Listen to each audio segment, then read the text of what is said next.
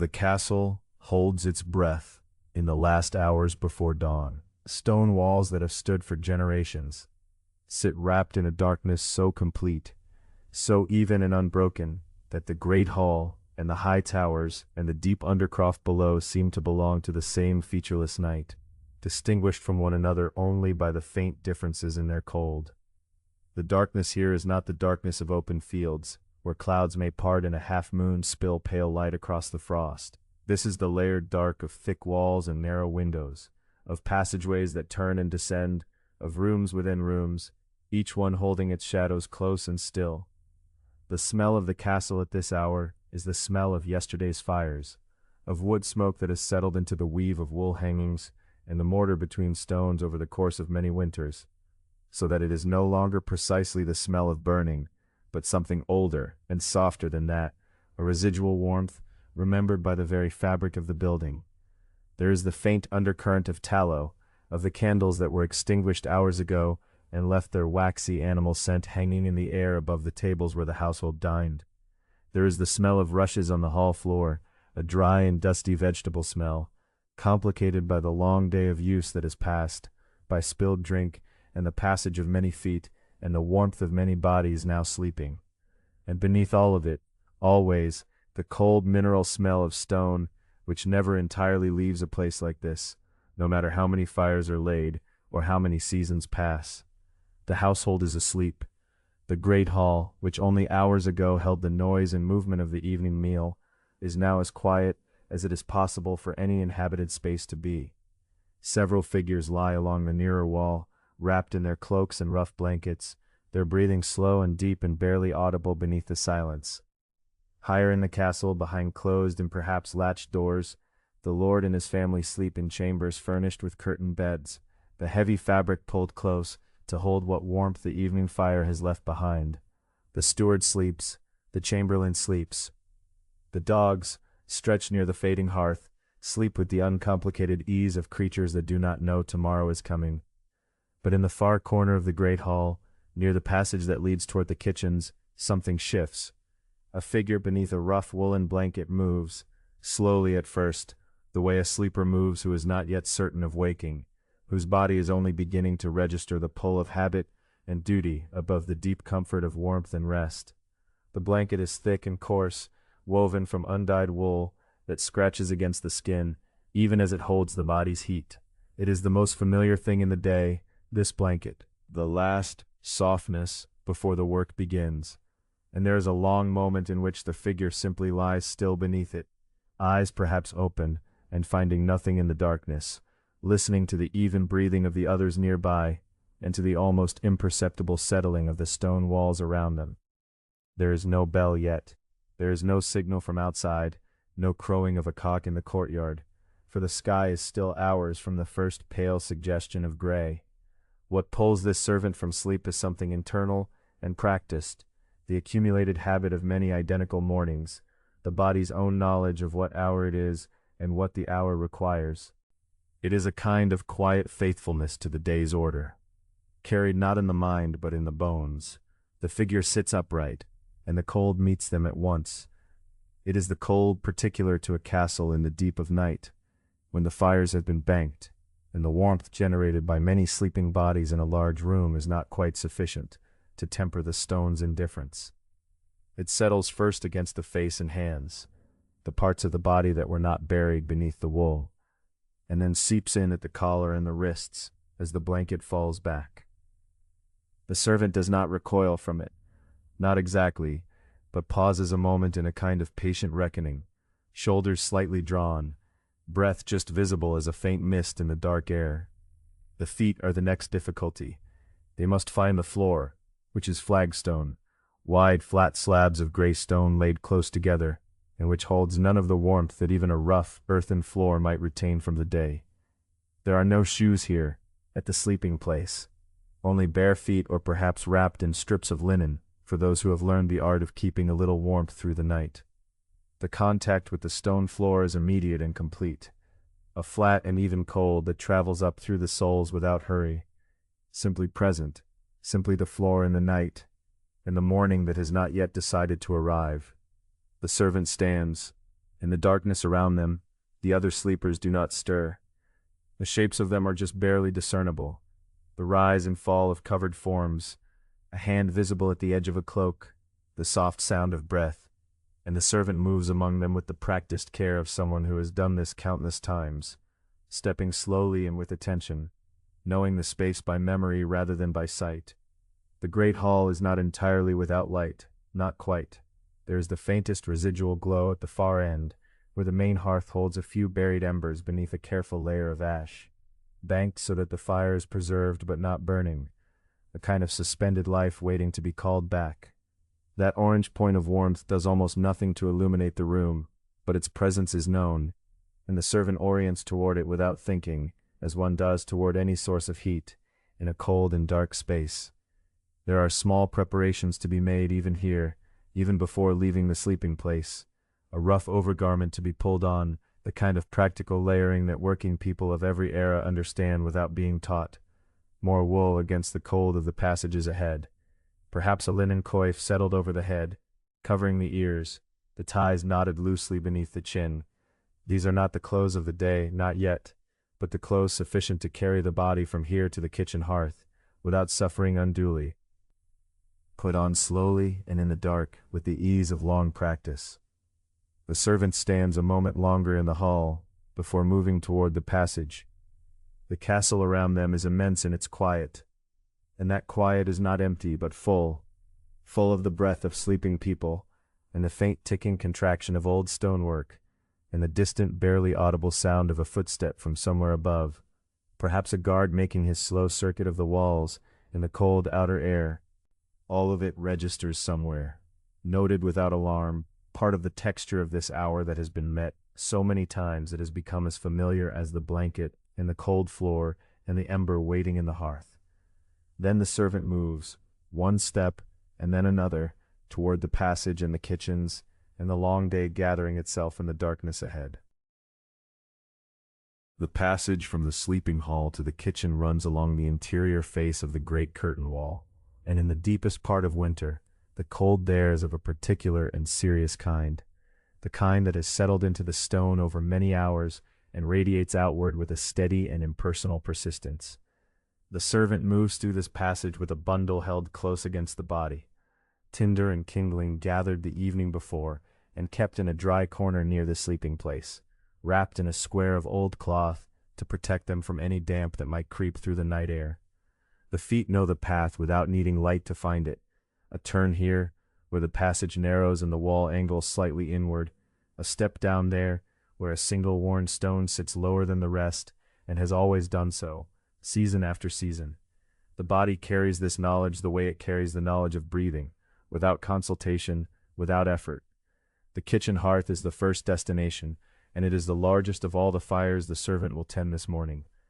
The kitchen fireplace in a castle of any size is not a domestic thing, not modest or tucked away. It occupies nearly an entire wall, a great open mouth of blackened stone wide enough for several people to stand within, high enough to hang iron hooks and chains at varying heights for the suspension of pots throughout the day. At this hour it is dark and cool at its face, but not entirely cold. In the deep interior, half buried beneath a careful mound of gray ash, there will be embers. The banking of a fire is an art practiced every night by whoever tends the kitchen last. The coals gathered and pressed together, the ash heaped over them like a blanket, preserving heat through the long dark hours so that the morning's work can begin from warmth rather than from nothing. The servant kneels before the hearth and sets down the bundle of tinder and kindling on the clean hearthstone beside them. The ash is pale and very fine at the surface, the color of old linen, and it gives slightly under the touch of a hand in the way that only ash does, soft and yielding, and leaving a gray mark on the fingers. Beneath the surface the color shifts, deeper gray shading toward a faint orange at the very center, where the banked coals have been lying all night in their slow suspension between fire and cold. A flat-bladed iron tool, kept always on a hook to the side of the hearth, is drawn close. With it, the servant begins to scrape carefully, drawing the ash away from the center in slow, deliberate strokes, uncovering the coals a little at a time.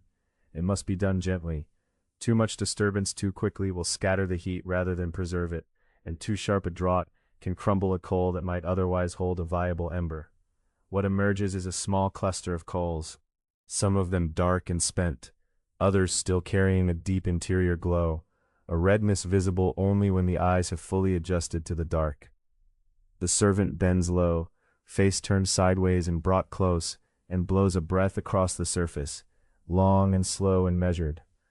A cook's assistant who has done this long enough knows that a short, sharp breath accomplishes little, but a sustained and steady exhalation carries heat through the coal and encourages it upward through the structure. Another breath, and it brightens further, a small point of orange deepening toward gold, and then a thin thread of smoke rises, pale against the dark interior of the chimney above. Now the tinder. The bundle is unwrapped with care, and from it comes a small amount of dried plant matter. Perhaps old linen charred to blackness in a previous fire and kept for just this purpose. Perhaps dried fungi, or fine wood shavings, or a curl of bark that has had all its moisture drawn out by storage near a warm surface. This tinder is placed at the base of the glowing coal, a careful arrangement more than a careless handful, positioned so that the heat from below will rise through it. Another slow breath. The tinder catches without drama, a small and tentative flame, barely visible, more a brightening of light than a true fire, but it is enough. From here the kindling is arranged around this small beginning with the patience and attention of someone who has seen enough fires fail to take nothing for granted. Thin sticks first, the driest available, laid not flat but angled so that air can move between them and feed the flame from below and from the sides. Then slightly larger pieces, and then larger still, each layer placed with deliberate care. The servant sits back on their heels and watches. A fire at this stage asks to be witnessed rather than interfered with. Too much addition too quickly will smother what has been so carefully begun. The kitchen hearth is silent, except for a faint ticking and crackling, as the first thin sticks take the heat, and the wood begins to speak in the particular way that burning wood does, a series of small sounds, irregular and organic. Within a few minutes the flame has established itself, has moved from a tentative thing into something more definite, and the servant begins to add the morning's first true fuel, logs of moderate size, not the great heavy billets that will be needed later in the day when the kitchen roars with the work of cooking, but something sufficient to build toward that intensity from a steady base. The warmth of the growing fire begins to push outward, and the hearthstone and the air nearest the opening lose their coldness by degrees.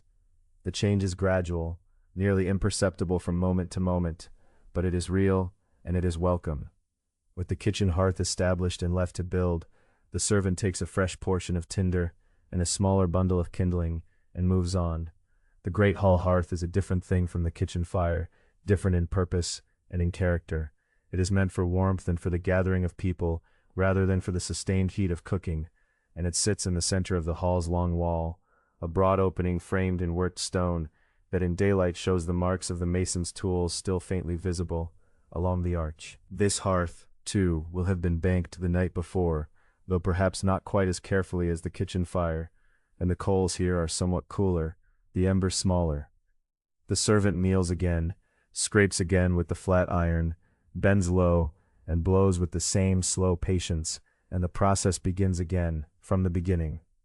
There are smaller hearths elsewhere in the castle's domestic interior, a fireplace in the steward's office, where record-keeping and accounting take place through the day, and one at least in the passage adjacent to the lord's private chambers, where a fire must be ready before the household above begins to stir. Not all of these will fall to one servant alone, but on mornings when the household is not fully staffed, or when someone is unwell and unable to rise, a single person may move through all of them in succession, carrying their small bundle of tinder from one cold room to the next, kneeling, scraping, breathing, arranging, and waiting.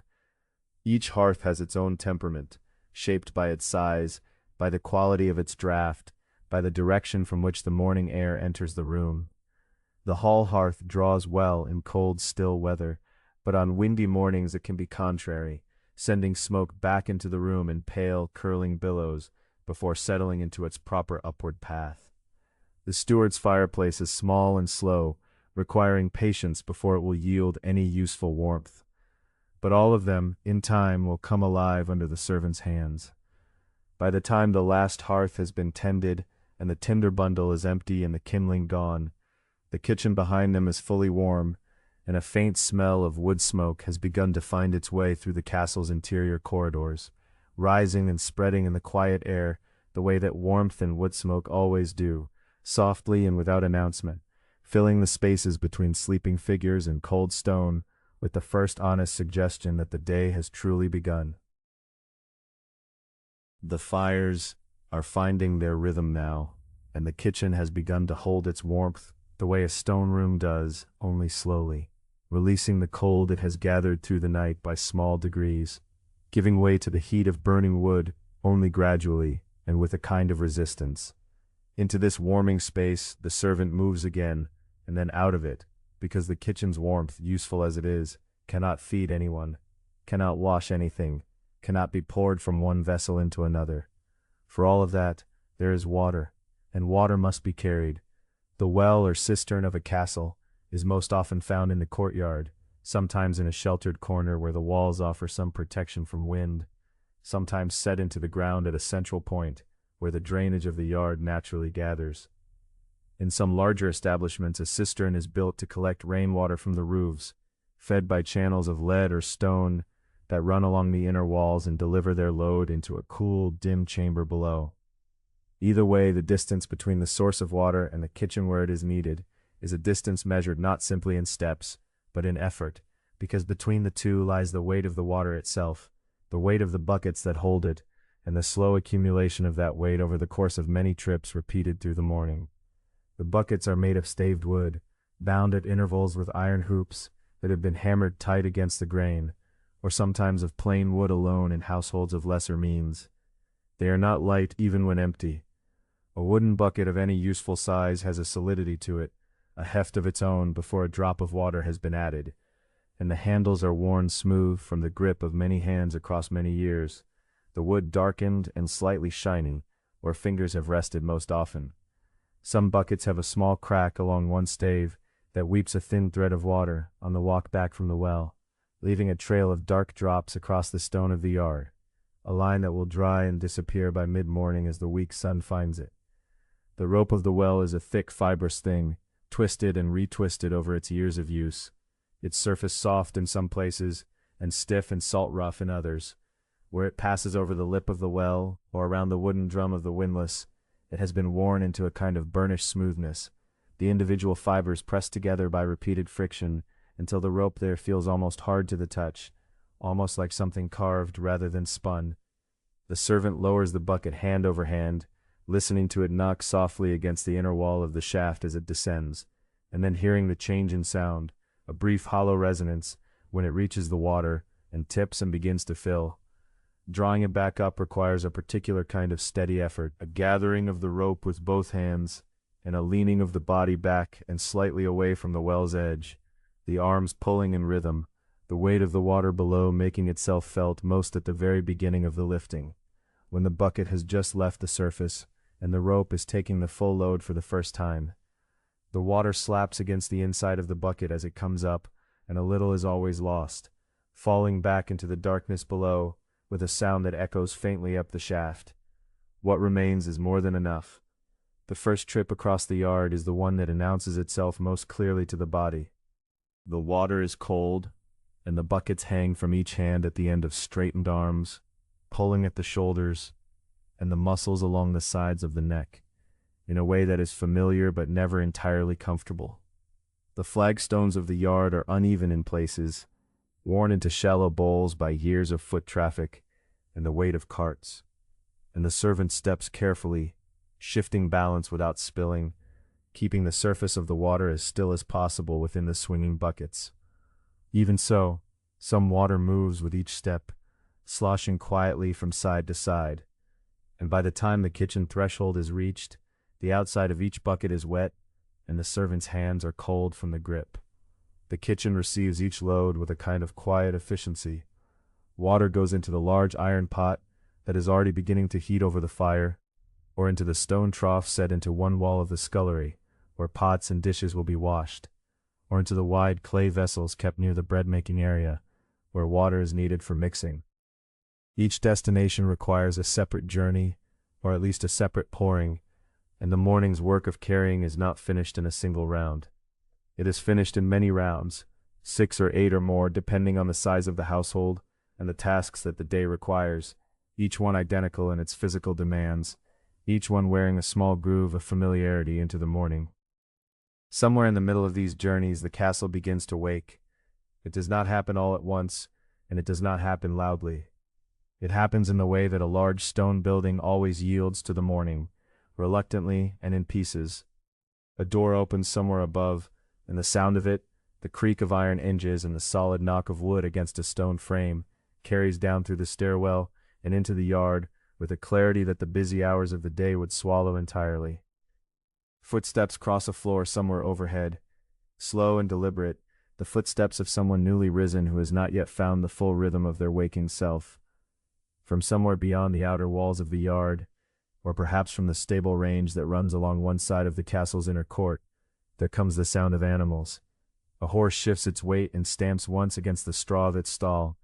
Another makes a low, soft sound, not quite a whinny, more a breath of acknowledgement, the sound of an animal that has heard movement nearby and taken note of it. A dog somewhere responds to some stimulus invisible to the servant, a single sharp sound that fades almost immediately back into quiet, as though the animal itself thought better of it.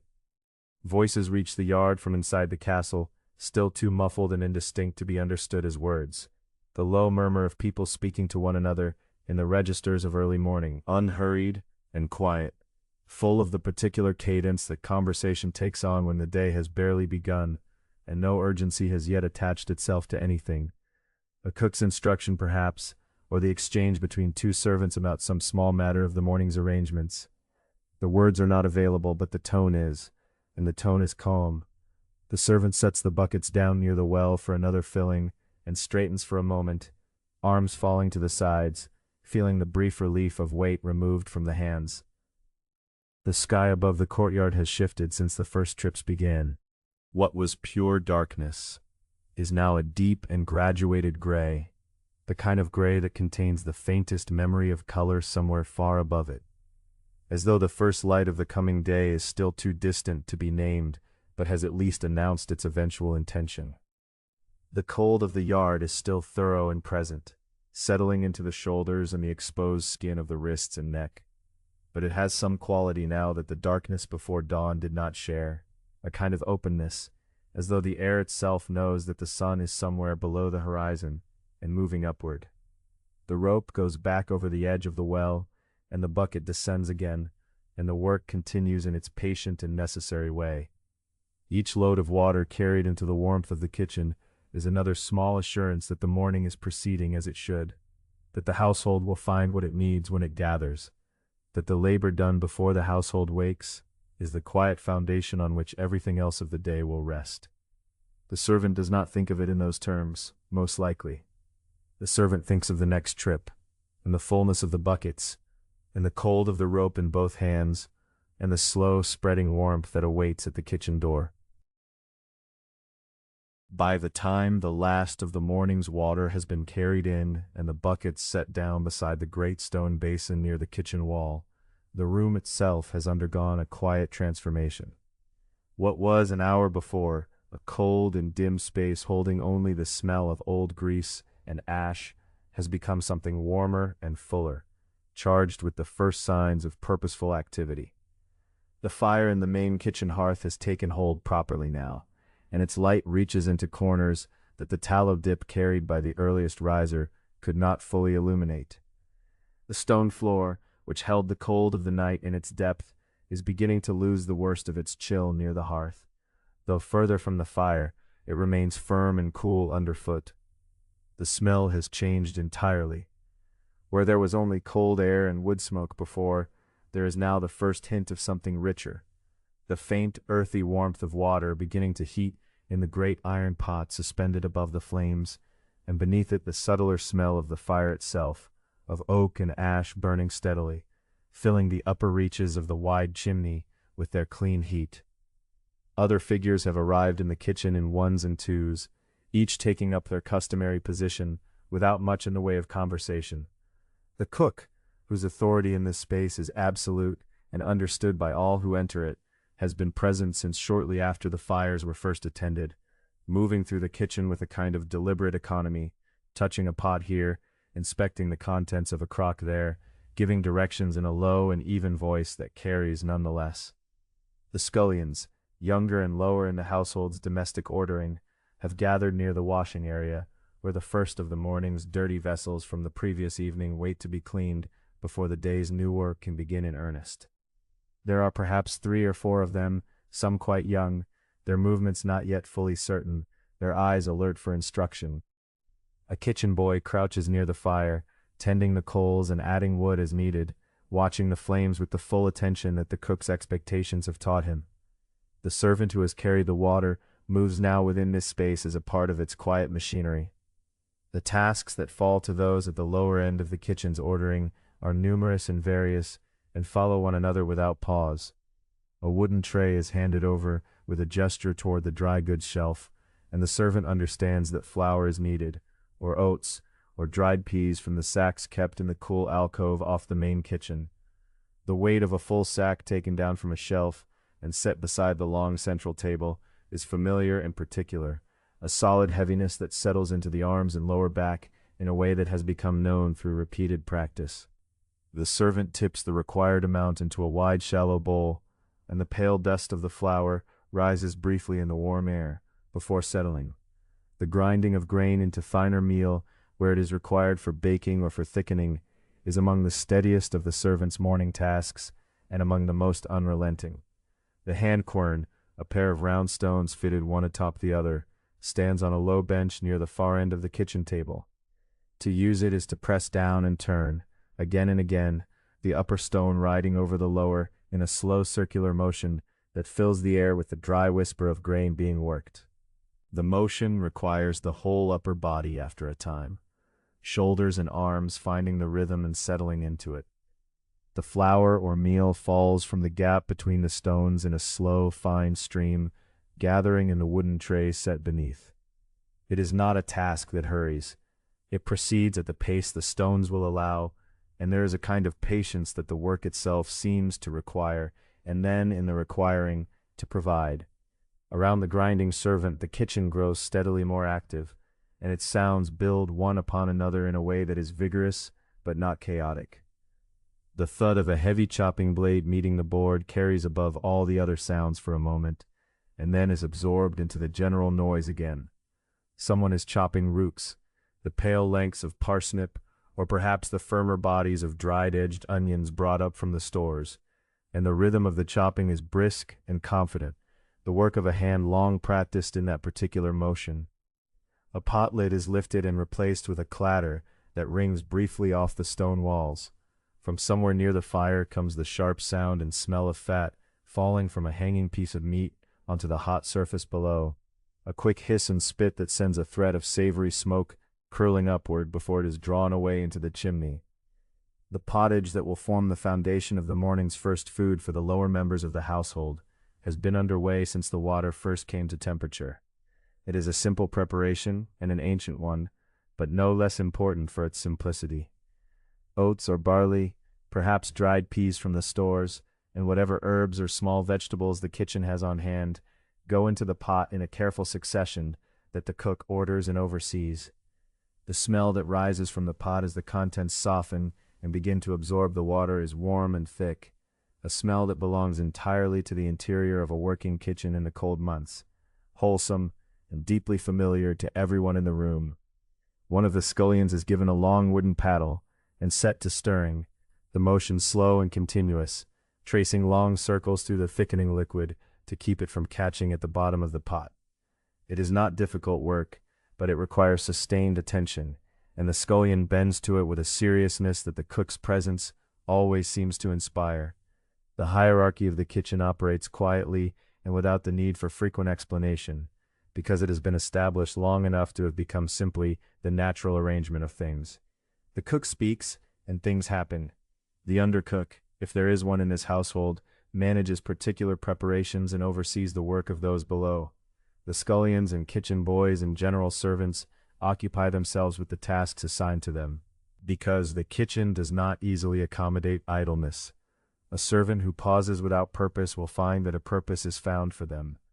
This is not oppressive exactly, it is more like the natural logic of a space that must produce a great deal within a fixed span of hours, and in which every pair of hands has a function. The servant learns over time to anticipate the next need without waiting to be directed, to notice when the water in the basin is running low before being asked, to move toward the task that is becoming necessary rather than the one already completed. The bread, or what there is of it for the morning, may be already baked from the previous day, kept wrapped in cloth and set back from the fire, where it will not dry too quickly. The making of bread in a castle kitchen is a significant undertaking, typically reserved for its proper moment in the day's schedule, and it involves its own sequence of weighing, mixing, proving, and the use of the great bread oven beside the main hearth when it has reached the correct temperature. This morning, the flat wooden peel that is used to slide loaves into the oven leans against the wall in readiness, and the dough begun before the kitchen fully assembled is set to rest in a warmish corner, covered with a cloth, waiting in its quiet and unhurried way for the moment when it will be needed. The servant sets down the hand quern and lifts the tray of ground meal, carrying it to the cook's table as directed. The kitchen around them is now fully alive, warm, loud in its particular way, rich with the layered smells of wood fire and heating pottage and chopped herbs, and the faint mustiness of old iron grown warm, and the day's first great labor of feeding the household has settled into its rhythm. There is still a long span of work ahead before the morning's preparations are complete, but the kitchen has found its pace now, and everything within it moves according to that pace, steadily and without rush.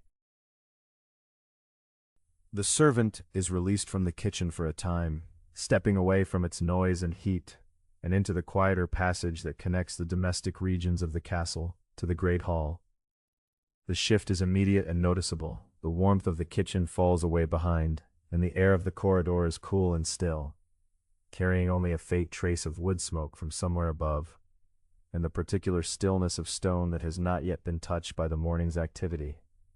Footsteps sound differently here, more hollow, more deliberate, and the servant moves through the passage with a broom in hand and a wooden rake carried loosely under one arm, both tools worn smooth from long and regular use. The great hall in the early morning is a different place from what it becomes once the household assembles within it. At this hour it belongs entirely to the servant, and to the work that must be done before any of that assembly takes place, and there is something unhurried and spacious about entering it while it is still empty. The long trestle tables have been folded away against the walls or broken down after the previous evening's use, and the central space of the hall stretches out broad and uninterrupted beneath the high timber roof. The ceiling beams above are dark with old smoke, and between them the shadows of early morning gather in a way that will not fully clear until the hall's own fire is built up later in the day. Light enters through the narrow windows set high in the stone walls, long thin shafts of pale morning brightness that fall at shallow angles across the floor, illuminating the rushes and strips of soft gold, and leaving the rest of the hall in a gentle dimness. The floor rushes are the principal matter of this morning's work, and they deserve a moment of quiet attention before the raking begins. Rushes have covered the floors of halls such as this one for a very long time, laid down in layers across the cold flagstones to serve purposes both practical and sensory. They trap warmth between their dried stems, providing a kind of insulation against the deep chill that rises from stone floors throughout the colder months. They absorb what falls upon them, water tracked in from the courtyard, drops spilled from cups and serving vessels, fragments of food that tumble from the tables during meals, and in doing so they protect the stone beneath and soften the sounds of the hall's daily activity. A well-maintained floor of rushes can make a large stone space feel considerably more habitable, and the care taken in managing them is understood as part of the broader discipline of keeping a household in good order. Over days of use, however, the rushes accumulate things. Dust settles into them from above, ash drifts from the hearth and comes to rest among the stems. Small pieces of debris from meals, crumbs, a dropped scrap, the occasional fragment of bone or gristle that has escaped the rush's careful raking, work their way down through the upper layers. Certain kinds of rushes, particularly those that have been laid down some time ago, begin to compact and lose their spring, lying flat and matted rather than loose and giving, when they are disturbed. by a foot crossing the hall, or by the rake's tines working through them. They give off a smell that is distinctive and not unpleasant in small measure. A dry, dusty scent of old vegetation and settled earth, faintly sweet in the way that dried grass can be, but carrying also the softer undertones of everything that the rushes have absorbed over their time on the floor. The servant begins at the far end of the hall, away from the hearth, moving methodically toward the light. The wooden rake is the primary instrument for this work, its tines broad enough to gather rushes in useful quantities without catching too aggressively on the flagstones beneath. The motion is steady and repetitive, drawing the rake back through the rushes with a low rasping sound, gathering them into loose ridges that can then be collected and removed. Where the rushes have compacted most thoroughly, the rake requires more effort, pressing deeper before it will catch and pull. The servant works slowly through these thicker patches, loosening the material before drawing it back, and the smell of disturbed rushes rises more strongly here, spreading gently through the still air of the hall. In the corners of the hall and along the base of the walls, where feet pass less often, the rushes tend to accumulate in deeper drifts, pushed there over time by the repeated crossing of the main floor. These corners require particular attention, for it is in them that debris is most likely to have gathered undisturbed. The servant crouches occasionally to work the rake's tines closer to the join between floor and wall, drawing out what is collected there, and the broom follows behind, gathering up what the rake has loosened into workable piles. Whether the rushes are merely raked through and freshened this morning, or partially replaced with new material, depends on the season and the state of what is already laid down. In the warmer months, when freshly cut rushes are readily available from nearby marshes and waterways, it is common for households to bring in new material more frequently, laying it over the old, or removing the most worn sections entirely. The smell of freshly cut rushes is quite different from that of those that have aged on the floor, clean and green and faintly aquatic, carrying something of the open water and the morning air of the place where they were gathered. When such fresh material is brought in and spread, it transforms the quality of the hall in a subtle but real way, the whole floor giving off that clean green scent for a time before it settles and dries and becomes part of the accumulated quiet of the room. This morning the servant assesses what is underfoot with the practiced eye of someone who has done this work many times and understands what it requires. The rushes in the central areas of the hall are holding up adequately and need only to be raked through, loosened, and left to lie with somewhat more spring and evenness than they had.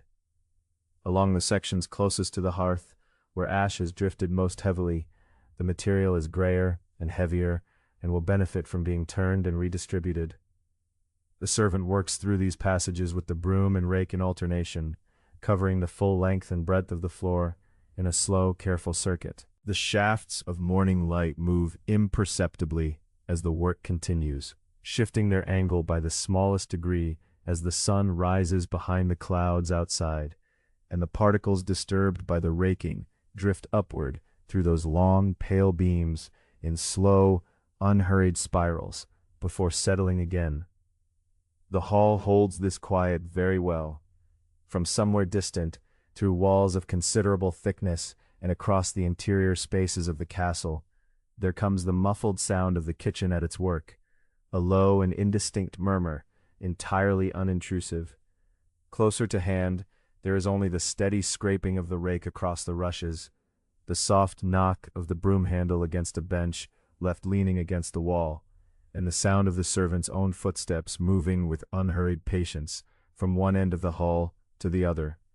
By the time the circuit is complete, the floor has been transformed in the way that careful and repeated labor always transforms a space, not dramatically, not in any way that a person entering the hall later in the morning would necessarily think to remark upon, but thoroughly and in the manner of good maintenance.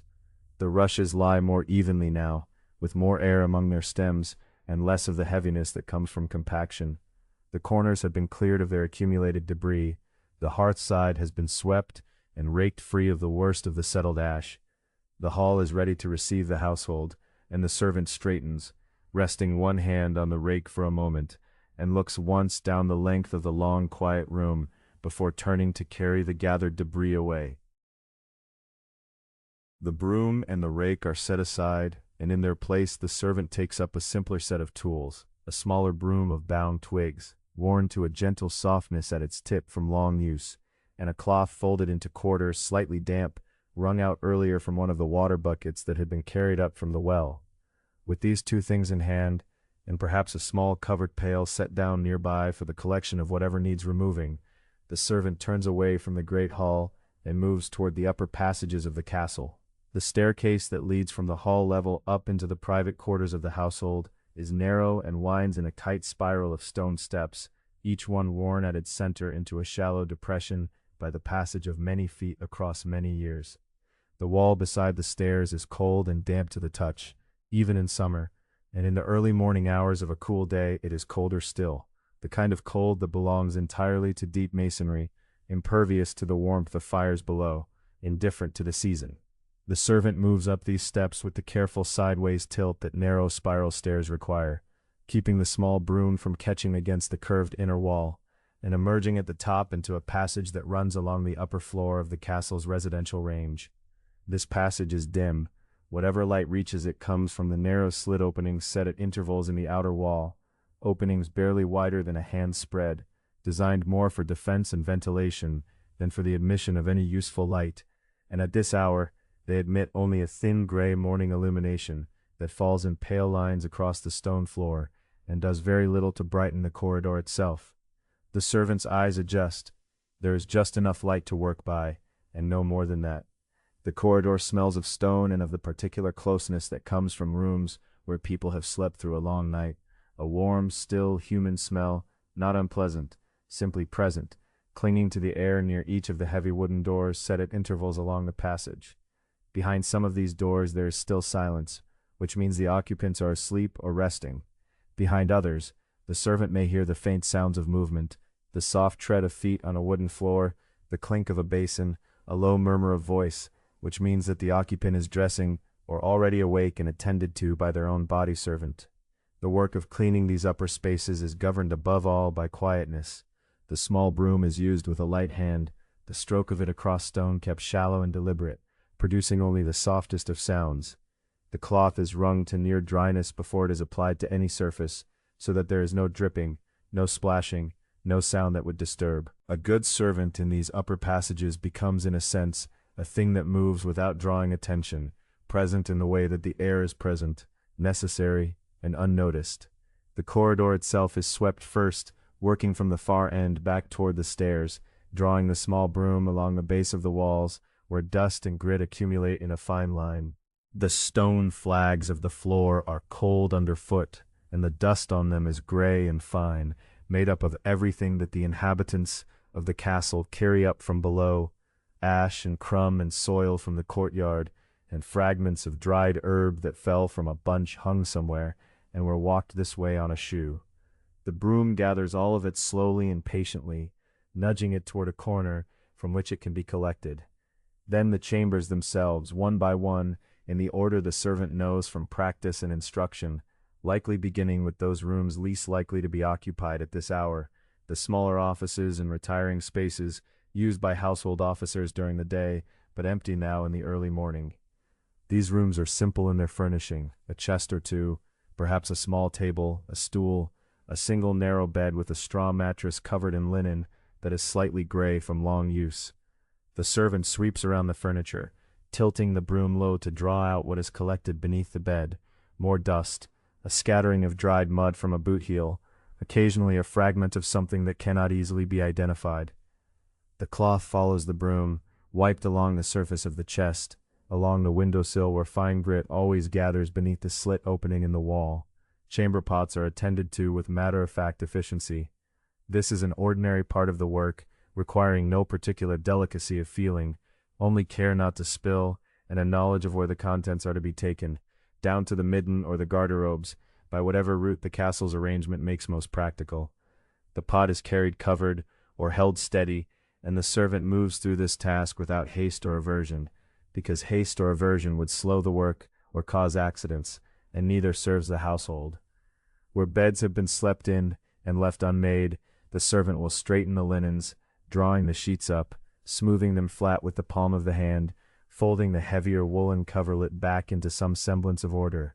The palliasse or mattress may be turned if it is light enough, and if there is good reason to do so, because a mattress that is turned regularly sleeps more evenly and retains its warmth longer.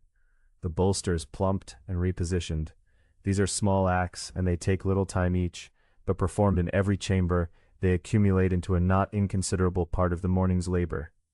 Some chambers will belong to members of the lord's immediate family or to the higher officers of the household, and in these rooms the servant moves with additional care. The furnishings here are heavier and finer, a carved bed frame hung with curtains that can be drawn to hold warmth, a proper chair rather than a stool, perhaps a small chest with an iron lock, a brazier sitting cold and gray-ashed in its corner, awaiting the evening. The cloth used for wiping these surfaces is handled with additional attention, because carved wood and painted panels and the metal fittings of furniture require a lightness of touch that bare stone does not. The servant does not linger over these rooms, does not pause to examine what is left on a surface, or to look too long at anything that is not the work in front of them. The work is the sweeping and the wiping and the ordering, and it is performed, and then the room is left as it was found, only cleaner and straighter. Occasionally, the servant will encounter an occupant, a household officer already awake and standing in the doorway of their room, or one of the lord's attendants moving along the corridor on some errand. In these moments the servant steps aside, moves to the wall, perhaps inclines the head slightly in acknowledgement, and waits for the person to pass before continuing. There is no conversation, or very little. A direction given, a word of acknowledgement, and then both parties return to their separate purposes. This is the ordinary social grammar of the castle's upper passages, unremarkable and well understood by everyone who inhabits the space. By the time all the chambers in the corridor have been attended to, the light coming through the slit windows has brightened from gray to a pale and watery white. It suggests the morning is well established beyond the castle's walls, even if it does not penetrate far into the stone interior. The servant pauses at the top of the staircase for a moment, holding the small broom and the folded cloth, taking in the quiet of the passage, the orderly line of closed doors, the swept floor, the absence of everything that had been gathered and removed. There is a particular kind of satisfaction that belongs to a cleaned and ordered space before it has been used again, a stillness that is different in quality from the stillness of neglect. The corridor holds this quality now, briefly, before the household's movement through it begins in earnest, and the work of the day starts to accumulate once more. Then the servant turns and begins to descend the narrow spiral stairs back toward the warmth and noise of the floors below. The stairs descend into a different kind of warmth than the one the servant left behind in the great hall some hours ago. The heat coming from below is wetter, heavier, carrying with it a smell of boiling cloth and wood ash, and something faintly sharp beneath it all, the smell of lye water doing its slow, patient work. The laundry is already underway by the time the servant reaches the lower floor, and the sounds of it fill the passage before the room itself comes into view. The steady knock of wet cloth against wood, the slosh and pour of water, the low murmur of voices between the washers, and beneath all of it the constant, domestic hiss of water heating over fire. The laundry in a castle of any size is not a small undertaking. A household of many people, servants, officers, attendants, the lord's family and their guests, produces a continuous accumulation of soiled linen, and that linen must be gathered, sorted, soaked, cleaned, wrung, and dried with some regularity if the household is to function in the manner expected of it. The work falls primarily to the laundresses and their assistants, though a servant moving through the ordinary hours of the morning may be directed here to carry, fetch, or aid in whatever way is most needed at a given moment. The work does not pause for the arrival of another pair of hands. It simply widens to include them.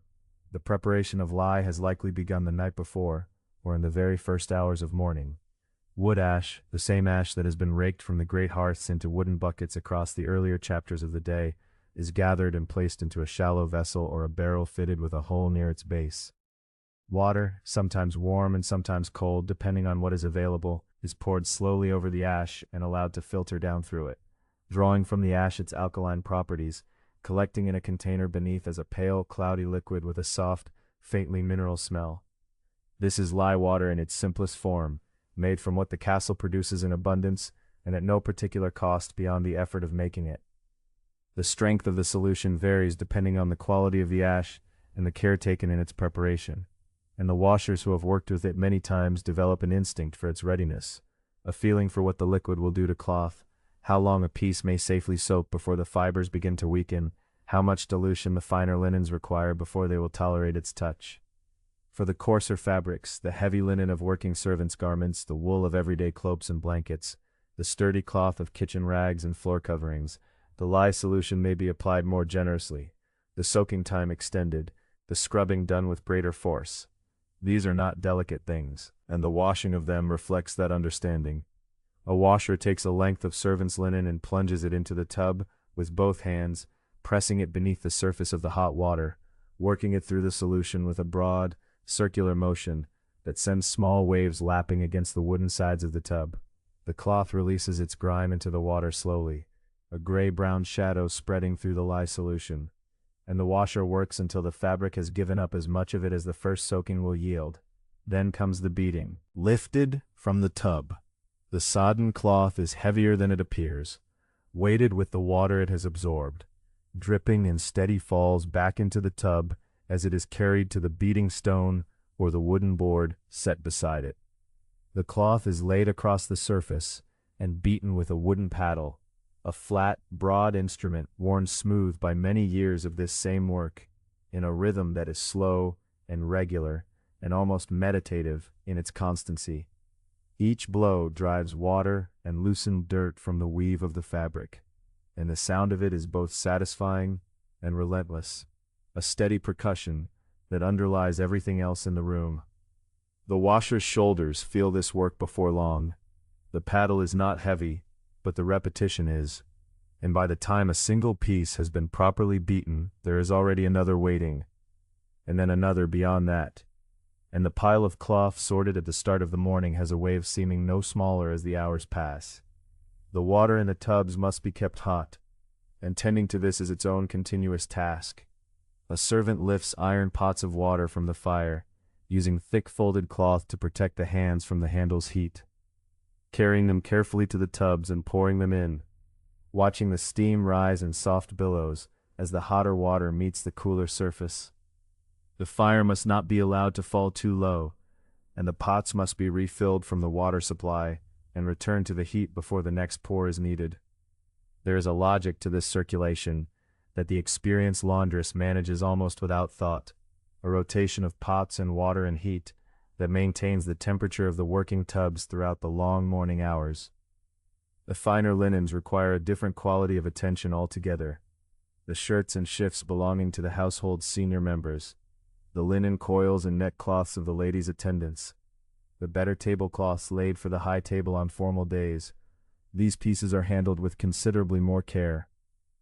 The lye solution, if used at all, is greatly diluted before it touches them, and the soaking time is short and carefully watched.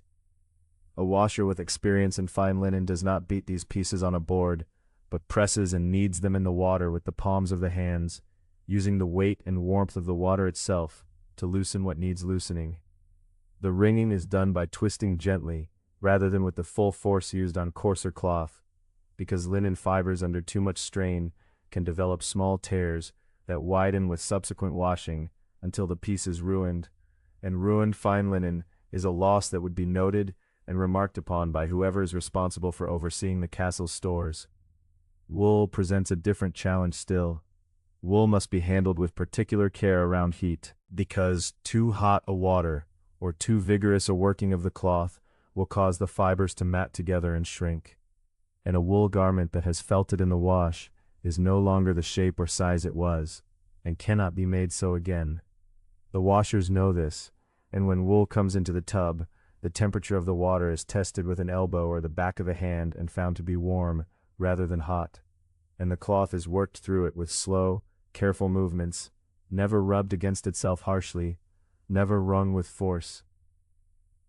The smell of wet wool is particular and familiar, warm and faintly animal, and not unpleasant, and it rises alongside the sharper smell of lye, in a combination that belongs entirely to this room and this kind of work.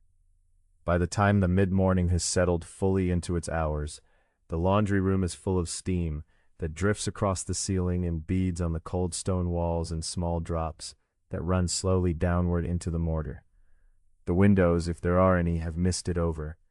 The washers have long since stopped noticing the warmth, which pressed in on them pleasantly at first, and by now simply is, the temperature of work, the climate of the room they occupy.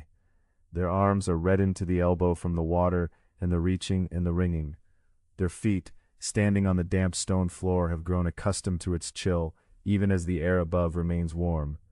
The wet cloth hangs or lies or waits in its various stages, and outside somewhere there is a courtyard or a stretch of castle wall or a line of rope where the finished pieces will eventually be spread to dry whenever the daylight and the wind and the hour all allow for it.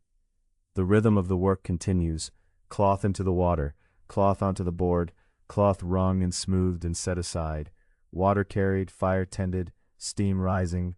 The hands of the washers move through all of it with the steadiness of long practice, and the morning passes in this way, one tub at a time, one garment at a time, the slow accumulation of clean cloth growing at one end of the room, while at the other the pile of what remains to be done diminishes with the patience of work that knows it will be finished when it is finished. The hour of the main meal does not arrive all at once. It announces itself gradually, through a series of small preparations that begin well before the first dish leaves the kitchen, and the servant, moving away from the laundry room or from whatever task has carried them through the late morning, becomes part of a larger and more coordinated current of activity that flows through the castle's interior spaces with a purposeful and practiced momentum. The great hall must be made ready first. The trestle tables, which in many castle halls are dismantled between meals to free the floor for other uses, must be brought out and assembled. Long boards of heavy oak or elm lifted from their resting places against the wall and laid across their supporting frames. The frames themselves set at measured intervals along the hall, according to the positions established by long custom and the habits of the household. The servant lifts and carries, aligns and steadies, and the tables take shape one by one along the length of the room. There is a particular order to this work, a sequence that must be followed without being spoken aloud, because everyone engaged in it has done it enough times to know what comes next without being told. The benches follow the tables, heavy and low, slid into place along each side, and tested for steadiness with a brief press of the hand. Cloth must then be laid, lengths of linen draped over the high table at the hall's far end, where the lord and the principal members of the household will sit, and plainer coverings, or sometimes bare boards for the lower tables where the rest of the household takes its place. The high table is attended to with particular care. Its cloth must lie smoothly, its edges falling evenly, its surface presenting itself with the modest formality appropriate to the occasion. A servant running a hand along the linen to smooth a wrinkle is performing a small act of household honor, one that will go entirely unnoticed by anyone seated there, but that contributes to the overall impression of a well-ordered establishment. Salt comes next. The great salt cellar, a substantial vessel of silver or pewter or sometimes carved wood, depending on the wealth of the household, is placed at the high table with attention to its position, for the placement of the salt marks the social boundary of the meal, those seated above it belonging to a different order of the household than those seated below. The servant sets it in its proper place with care, understanding without any particular ceremony that this object and its position carry a meaning that the hall's daily ritual depends upon. Cups and bowls and spoons are brought from the pantry or the buttery, counted out and distributed along the tables, arranged with the quiet efficiency of hands that have performed this same distribution so many times that each piece finds its place almost of its own accord. The kitchen, meanwhile, is working at its fullest pitch. The smells that have been building through the morning now fill the entire passage between the kitchen and the hall, a thick warm current of cooked meat and baked bread and the savory depth of a long-simmered pottage. The servants assigned to carrying move back and forth along this passage in a steady procession, their arms full, their steps as careful as the weight of what they carry requires. A large platter of meat, loaded with the slices of roasted flesh or the jointed portions of poultry that the cook's assistant has been arranging since the fire reached its proper height, is heavy enough to require both hands and a particular steadiness of gait. Too quick a step, and the surface of the platter shifts; too slow, and the line of carriers behind is disrupted. The servant learns this pace through repetition, through the particular education of doing. Bread has already been placed upon the tables in advance of the household's entry. Loaves or thick trencher slices laid at intervals along the boards. The bread that will serve as both food and, for the lower tables, as the plate upon which other food is set. The servant who has carried the bread walks back and forth, placing each piece with quiet attention, checking that nothing is missing, that the arrangement along each table is sufficient for the number expected to sit there. When the household assembles, it does so in a gradual gathering rather than all at once. The lord and those of his immediate company enter the hall and take their places at the high table, and the rest of the household fills in behind and below, according to the familiar gradations of rank and custom. The hall, which was quiet and ordered moments before, becomes inhabited, a room full of people settling onto benches, the low sound of conversation beginning to move through the space, the particular warmth and noise of a gathered household that has been working all morning and is now at rest enough to eat. The serving begins in order of precedence. The high table is attended to first, by the servants assigned to that station, those who carry the most important dishes, who refill the cups of the lord and the principal guests, who perform every small act of the table's service with the measured attentiveness that proximity to the household's highest members requires. A lower servant watches this from a respectful distance, understanding their own position in this choreography and keeping to it without needing instruction. They move along the lower tables, carrying pitchers of ale or weak wine, tilting the vessel to fill each cup in turn, stepping over the bench when necessary to reach those seated on the far side, returning to the buttery to refill when the pitcher runs low. The platters of food are carried from the kitchen in a continuous flow, and set down at intervals along each table, with portions then distributed either by servants or by the diners themselves depending on the custom of the house. A servant standing at the side of the lower table, lifting a heavy serving dish, and tilting it so that those seated may take from it, holds the dish steady no matter its weight, keeps their expression calm, moves on to the next group when the dish has been sufficiently drawn upon. There is a rhythm to the movement of a well-run hall at mealtime that is not unlike the rhythm of any other form of collective labor, a current that flows steadily when everyone knows their place in it and does not interrupt or anticipate or fall behind. The meal itself lasts a considerable time. It is not hurried. Conversation continues, cups are refilled, additional dishes emerge from the kitchen as the meal moves through its courses. The servants at the high table are vigilant throughout, their attention never fully released even during the quieter passages of the meal. The servants at the lower tables move more freely, but with equal steadiness, attending to the practical needs of a large and hungry household. More bread fetched from the kitchen, a spill quietly tended to, a dropped knife retrieved without fuss. During all of this, the servant themselves has not eaten. Their meal will come later, after the household is finished, after the tables have been cleared and the dishes returned to the kitchen, after the great hall has once again become a quieter place. This is simply the order of things, accepted without complaint and without particular attention. The same order that has structured meal service in large households across many generations and many places. The hunger that might accompany a long morning of physical work is present. It is not ignored so much as set aside, the way a great many things are set aside during the hours when the household requires service. When at last the meal draws to its close, when the noise of the hall softens and figures begin to rise from the benches, the servant turns to the work of clearing. Dishes are gathered, trenchers collected, cups removed. The linen from the high table is folded and carried away for the laundry. The trestle boards are lifted from their frames and returned to their places along the wall. The frames themselves folded and set aside, and the benches are moved back to the margins of the room. And then, in a corner of the kitchen or a quiet edge of the hall, with a portion of what remains from the meal set before them on whatever surface is available, the servant sits. The bread is eaten. The cup is filled from the communal pitcher. The ache in the arms and the shoulders and the feet is still there, carried through every step of the day's work, but it softens slightly now in the warmth of the room and the particular relief of stillness after motion. The hall around them is beginning to settle into its quieter afternoon state, and for a short while the day holds still. The fire in the great hearth burns lower now than it did at the height of the morning, but it burns steadily, and the warmth it has given to the stone walls and the broad floor of the hall does not dissipate quickly. The hall holds heat, the way thick walls hold everything, slowly, deeply, with a kind of patience that belongs to stone itself.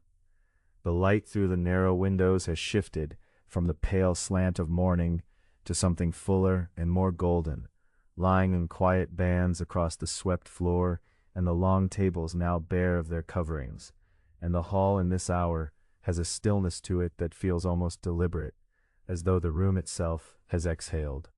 The servant gathers what is needed and finds a place near the fire, neither too close to feel the full press of its heat, nor too far to lose its comfort. A basket is brought, or a bundle, or a small wooden box, and the work of the afternoon begins, not with urgency, not with the press of a meal to be ready or a household to be served in the next quarter of an hour, but with the slower rhythm that belongs to tasks that must simply be done, carried along by the quiet discipline of a working household, rather than by any immediate demand. There is mending to be done. There is almost always mending. The linens of a large household accumulate small failures, a torn hem, a fraying edge, a seam that has begun to give way under the repeated stress of washing and wringing and folding. These are not failures of catastrophe, but of ordinary wear, the kind that accumulates through days and weeks until someone must sit with needle and thread and address them one by one. The servant draws a length of linen from the basket and smooths it across the knee, finding the place that needs attention, and then reaches for the needle already threaded and waiting.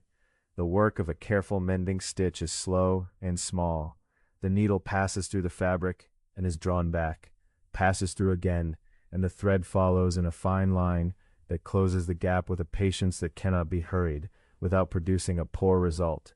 A good servant learns early that certain tasks punish haste, that a seam poorly mended will open again within a week, and that the time saved by rushing is not truly saved at all. And so the stitching proceeds at its own pace, stitch following stitch, the thread pulling taut and then releasing, the fabric held flat and smooth between the fingers, and the minutes pass in a manner that is not quite like the minutes of any other part of the day. There is a meditative quality to handwork of this kind, a quality that the repetition itself seems to produce.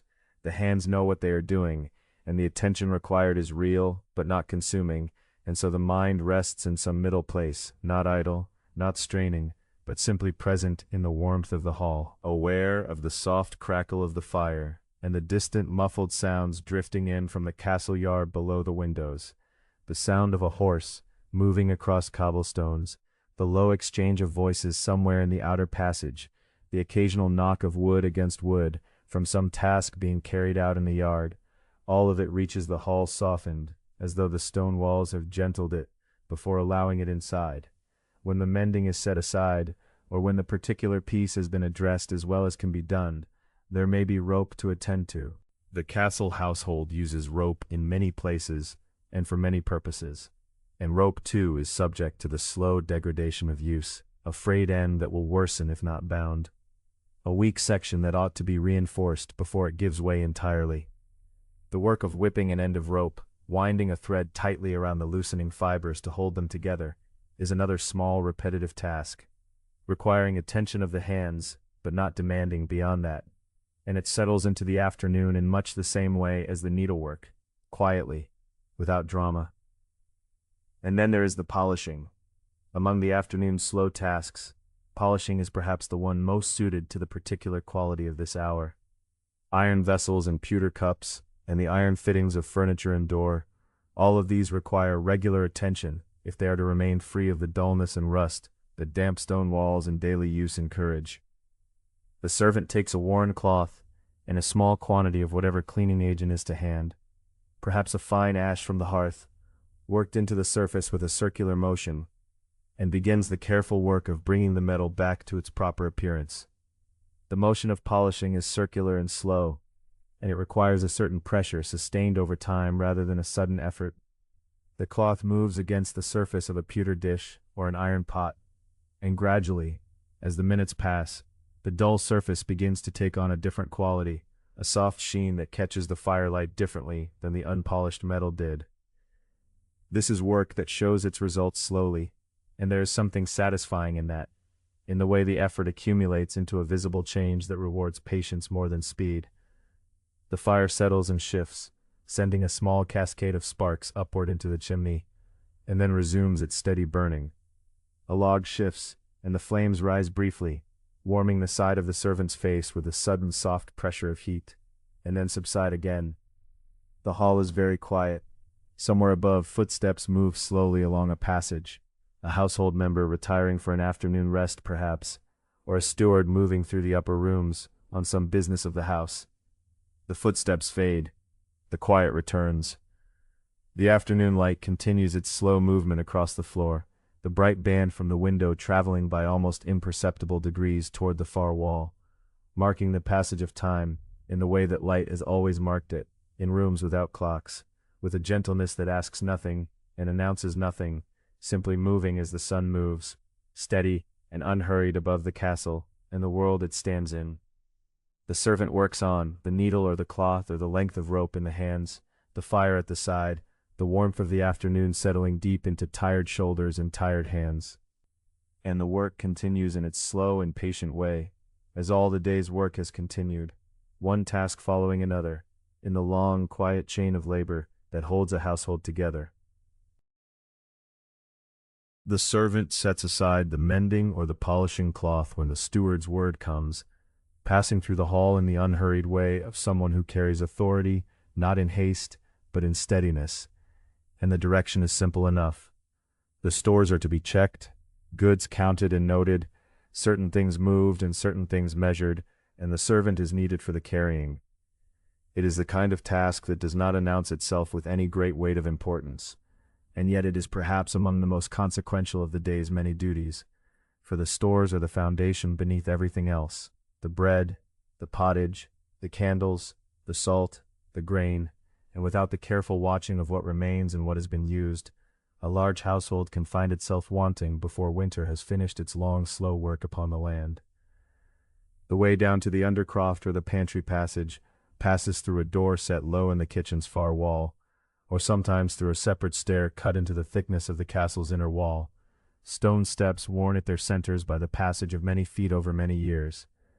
The light changes immediately upon descending, the warm amber of the hall and kitchen giving way to a cooler, dimmer air, the kind of coolness that is not unpleasant but simply different, the coolness of stone that has not been warmed by any fire, that holds the temperature of deep earth, regardless of what the season is doing above. In summer this coolness is welcome, in the depths of winter it becomes more noticeable, the chill settling into the fingertips and the back of the neck as the servant moves deeper into the storage space. The smell here is its own distinct thing, layered and complex in a way that the kitchen smells are not. There is the sharp dryness of grain, a dusty, almost sweet presence that rises from the sacks stacked along the far wall. There is the deeper, earthier smell of root vegetables held in bins or baskets, turnips, onions, dried beans, a smell that carries something of the field and the soil still in it even here, far removed from where those things were grown.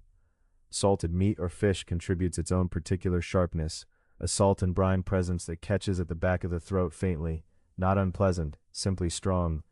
And threading through all of it are the dried herbs that hang in bundles from the low beams, or are packed into cloth pouches set on shelves, rosemary, sage, dried bay, and other things less easily named, their combined fragrance giving the store a faint sweetness that softens the harder edges of the other smells.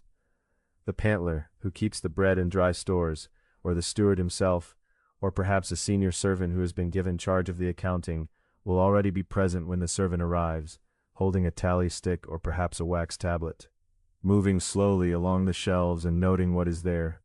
The work of inventory in a medieval household is patient and methodical, each category of provision assessed not merely by rough impression, but by careful count and measure wherever counting and measuring are possible. Sacks of grain are lifted or pressed to gauge their fullness. Barrels of salted provisions are checked for their seals and their sound when tapped gently with a knuckle. Jars of preserved things, honey, dried fruit, spiced preparations, are counted and their positions noted, so that those used earliest were brought in earliest.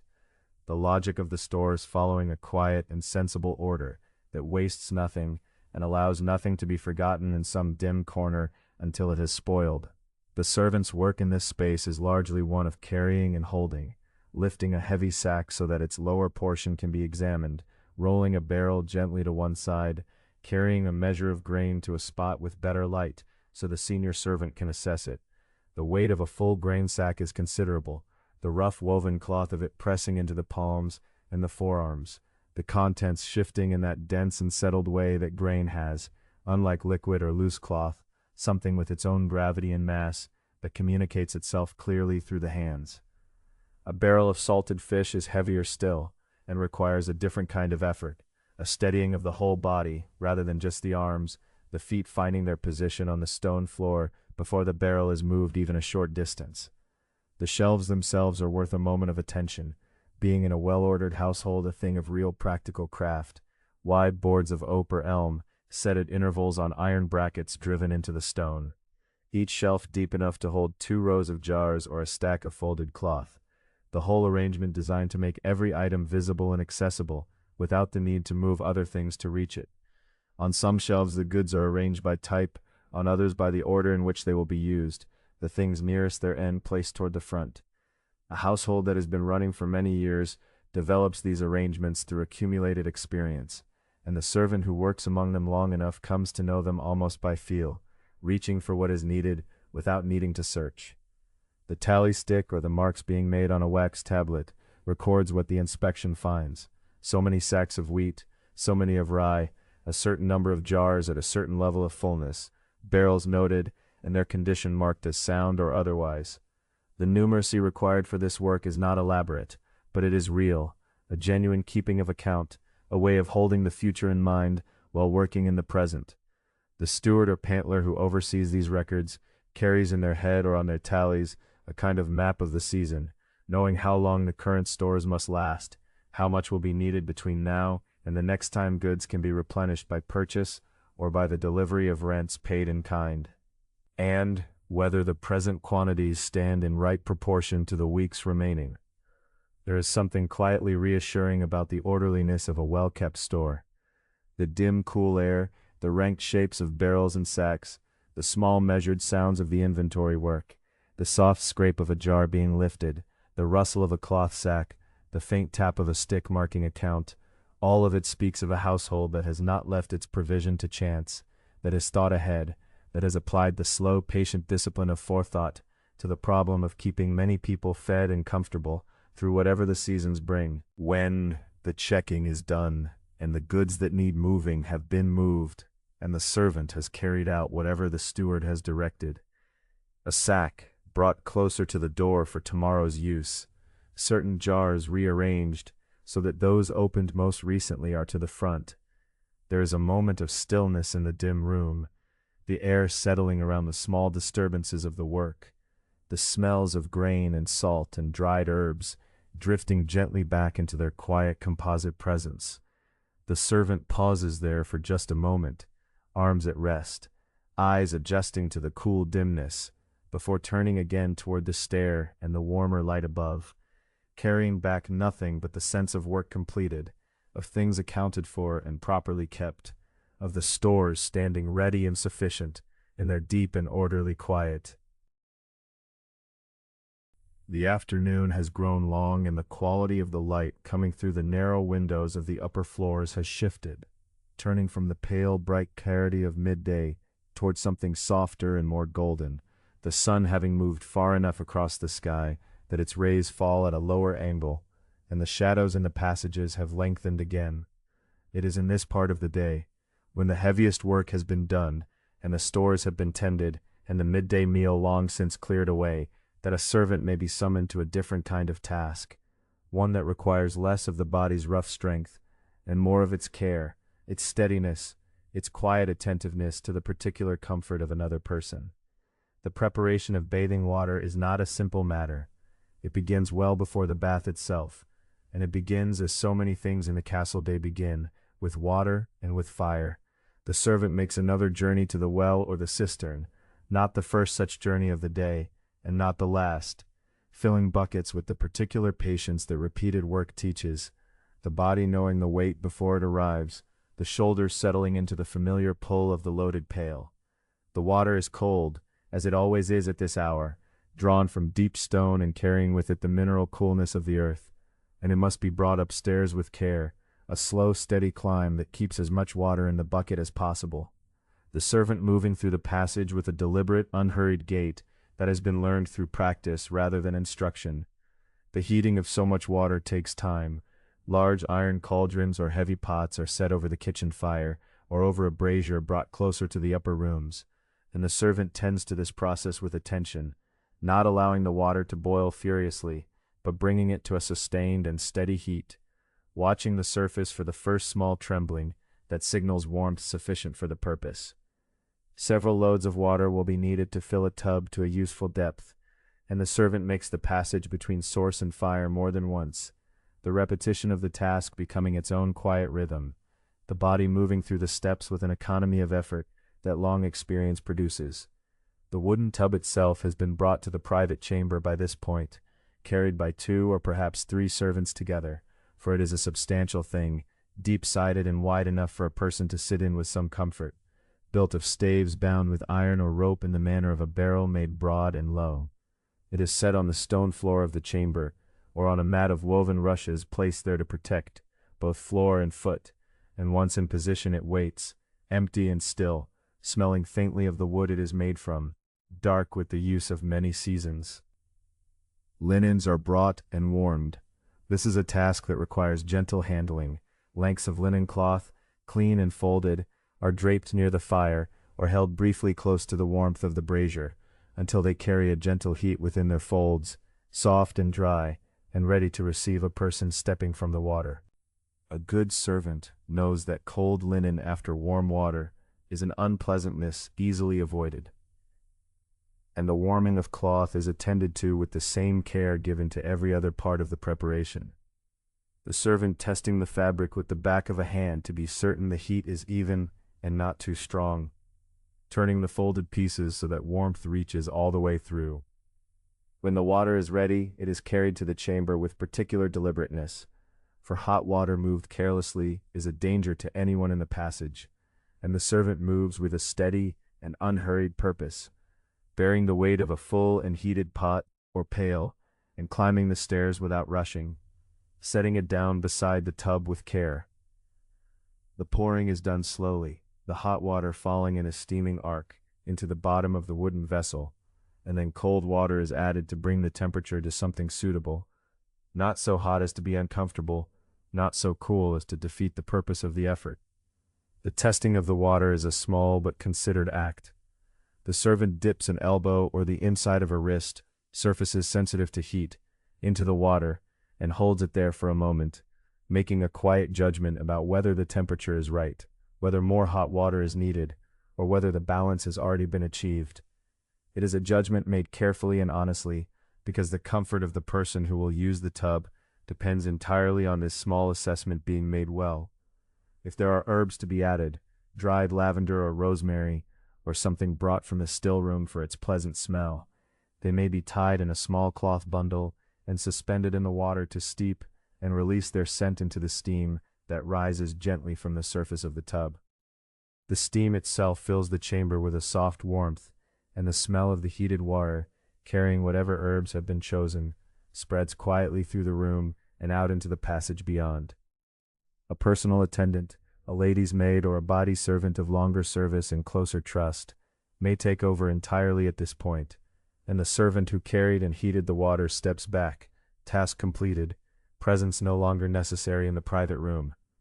Or the servant may remain nearby in the passage, ready to bring more water if called, or to carry away what needs carrying when the bathing is done, waiting in the quiet of the corridor, with the patience that all such service requires.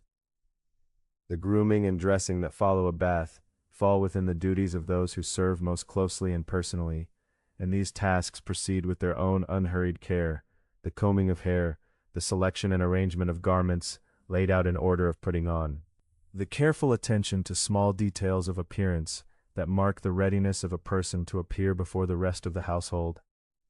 A good attendant works with hands that are calm and unhurried, moving with a practiced efficiency that does not draw attention to itself, making each action feel easy and natural, even when it requires considerable skill.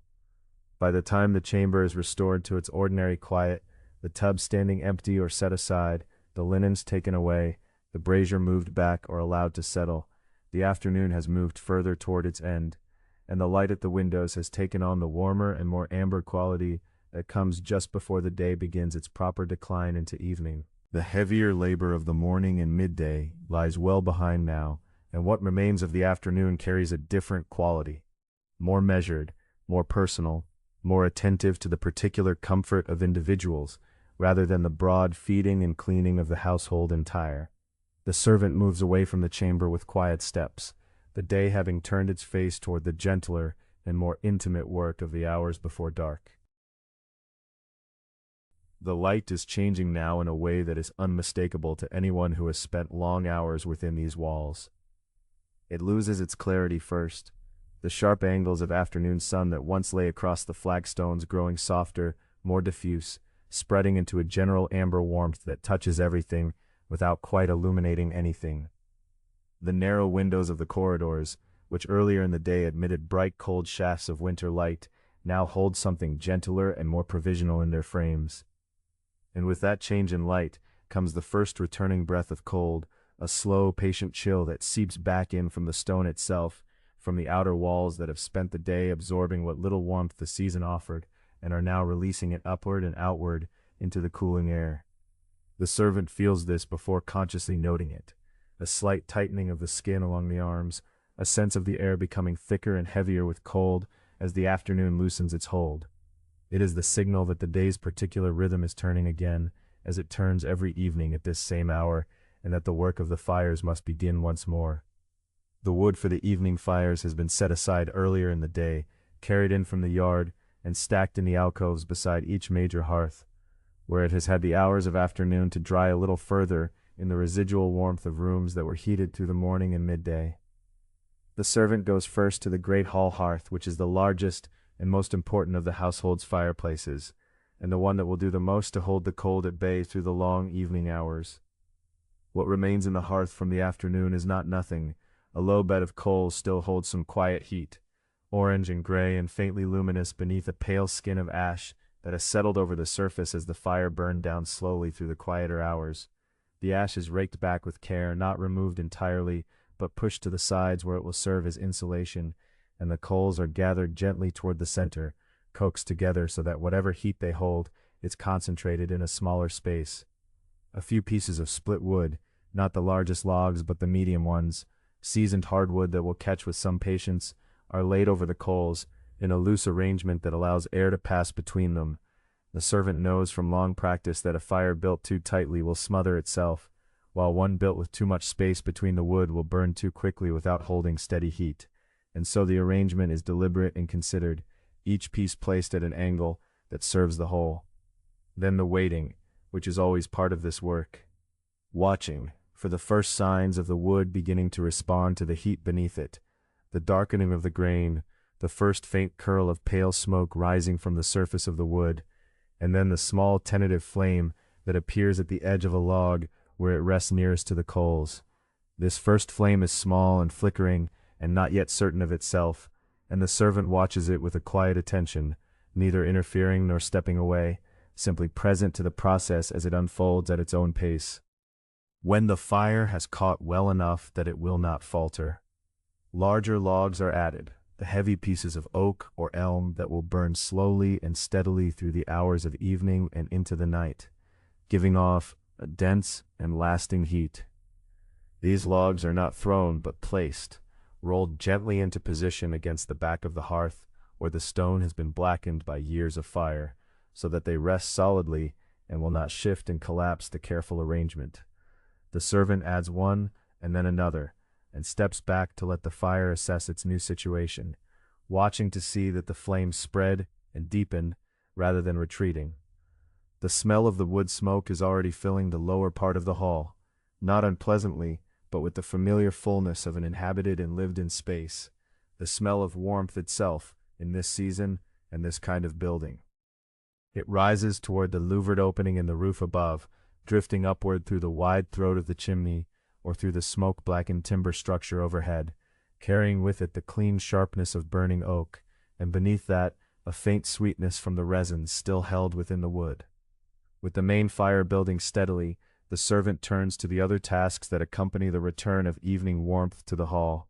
Heavy woolen curtains or drakes that hang at doorways and across certain passages are drawn closed, not for darkness, but for insulation, creating barriers against the cold drafts that move through the castle whenever a door is opened, or a passage leads toward an outer wall.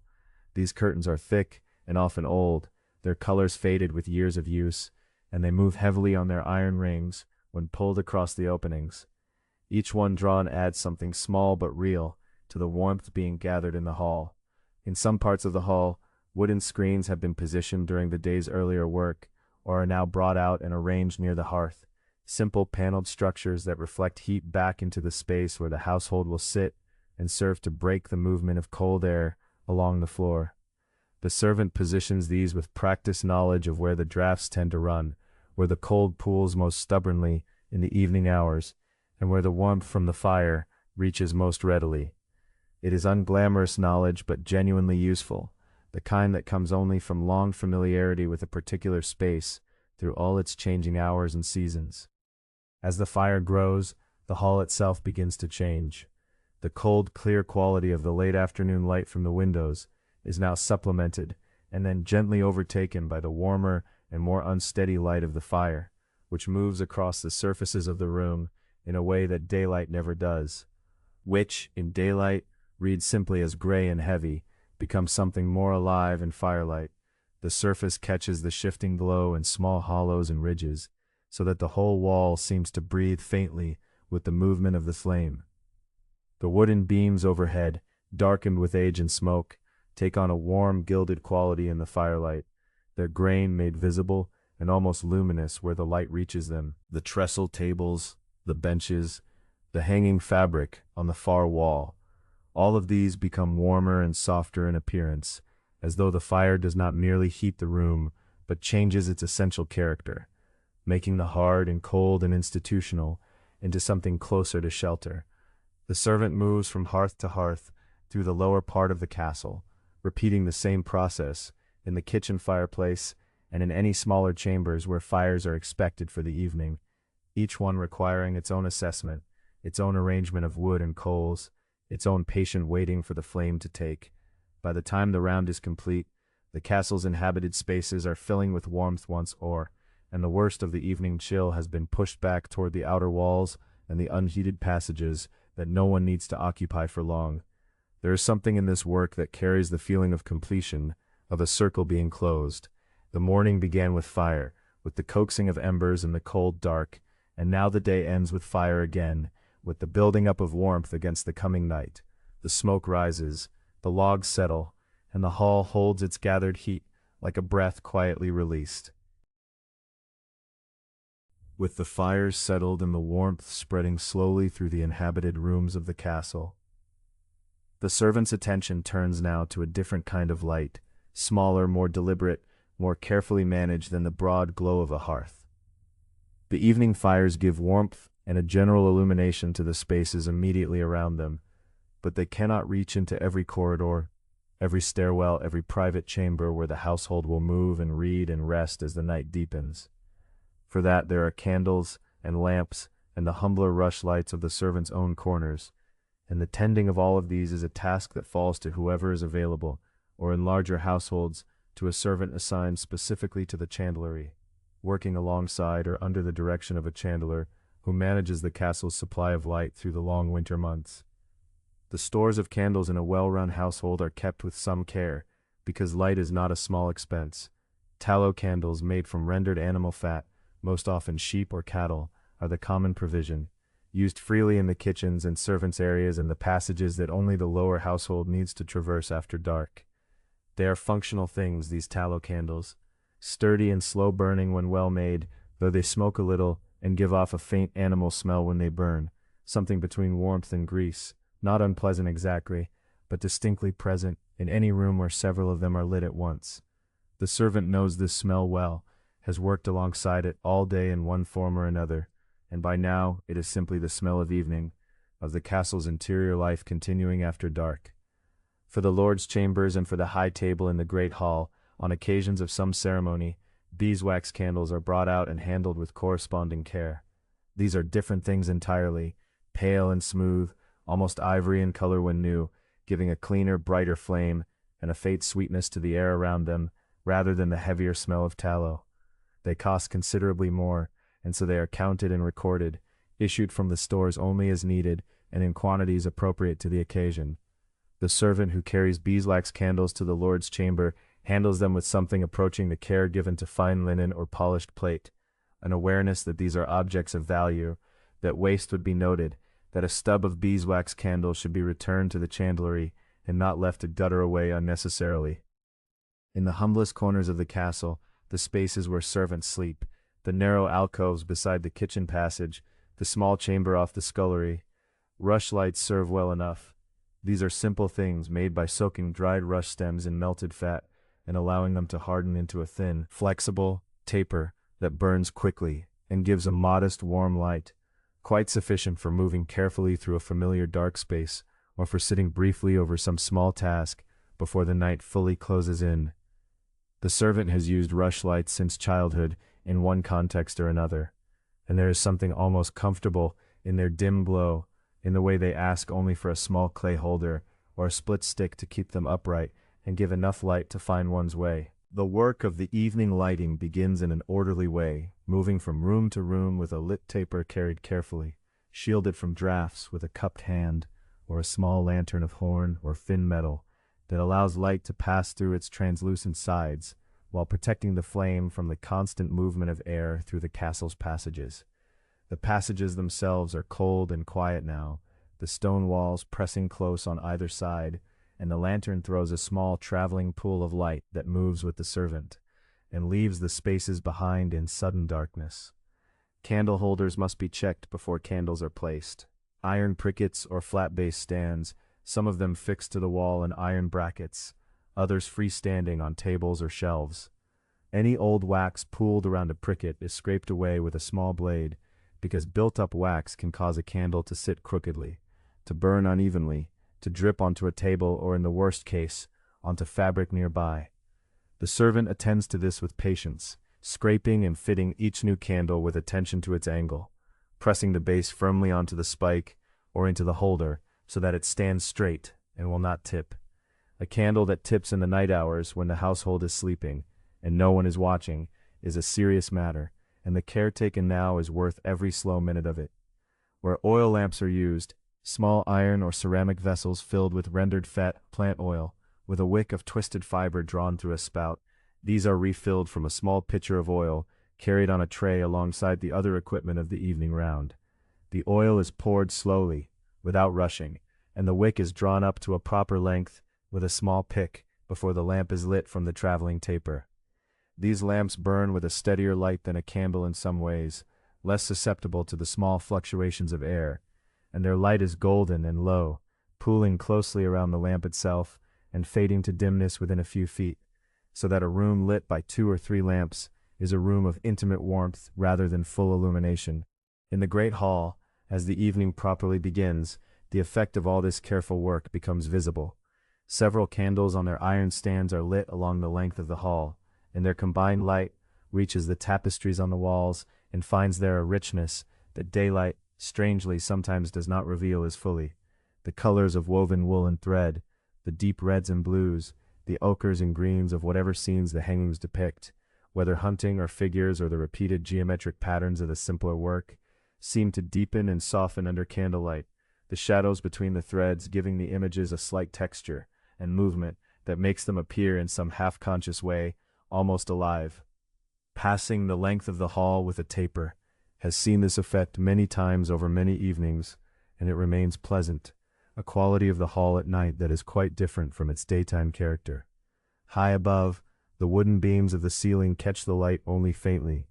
their upper surfaces lost entirely in darkness, but where the candlelight does reach them, it finds the warm grain of the wood and the accumulated smoke dark of many seasons of fires below, and the beams seem almost to float in the space above the lit hall, solid and present, but without sharp edges, softened by shadow. The floor, too, changes in character.